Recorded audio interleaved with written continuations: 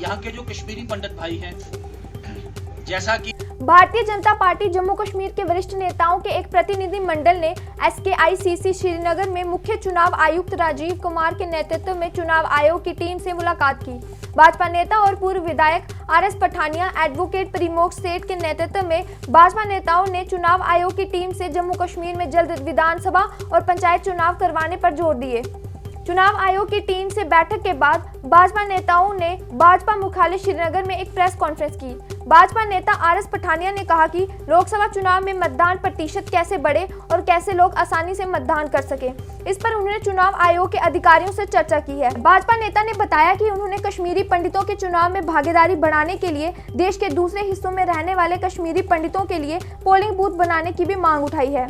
पठानिया ने कहा कि भाजपा प्रदेश में जल्द विधानसभा चुनाव कराने की पक्षधर है और अगर जम्मू कश्मीर में लोकसभा और विधानसभा चुनाव साथ साथ किए जाएंगे तो भाजपा इसका समर्थन करेगी।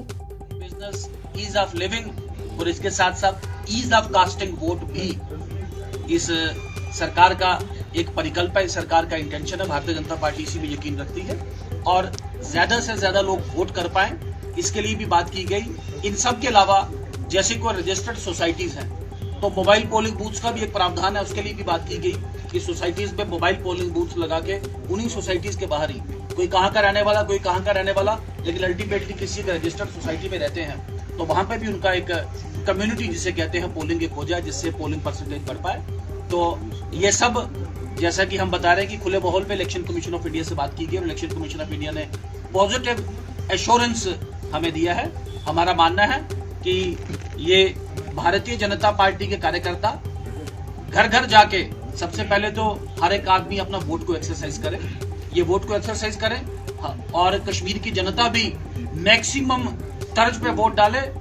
और जो डेट लाइन, पंच लाइन है, आपको बता दें कि इस विधानसभा चुनाव में भी भारतीय जनता पार्टी की सरकार बनेगी जम्मू कश्मीर में और लोकसभा चुनाव में भी कमल खिलेगा। यहाँ भारतीय जनता पार्टी फिर एक रिकॉर्ड टर्म के लिए तीसरी बार दिल्ली में अपनी सरकार बनाएगी और जम्मू कश्मीर में सबसे बड़ी पॉलिटिकल पार्टी बनकर भारतीय जनता पार्टी उभरेगी, जैसा मैंने आपको कहा है।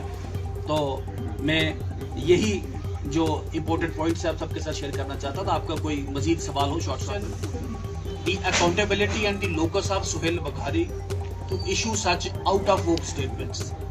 You see, this country is being governed by rule of law. The Representation of People's Act specifies a set criteria and set norms for enrollment of a person as a voter. Earlier also, PDP had rang the alarm bell and they had cried wolf that 15 lakh voters, 70 lakh voters, non-local voters, but ultimately when constitutional experts examined it, it was found that it is just a pure hoax.